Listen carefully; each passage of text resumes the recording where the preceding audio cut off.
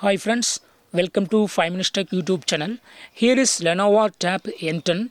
In this video, we will learn how to stop or turn off auto screen rotation in your tablet Lenovo Tab M10. First of all, go to any app. Here I go to Google Chrome.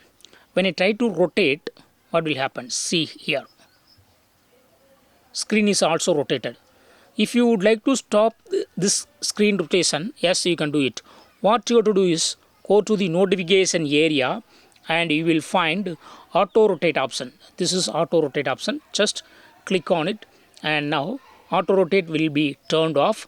Now go to the same app, Google Chrome, and try to rotate your phone. Now screen will not be rotated because auto screen rotation is turned off. Okay. If you want to have the auto rotation, again go to the notification area and just tap on auto rotate, and then now if you rotate your tablet, phone screen will be rotated. Okay. In the landscape itself, if you can also turn off auto rotate. Okay. Now it is fixed in landscape itself. Okay, screen is fixed in landscape itself.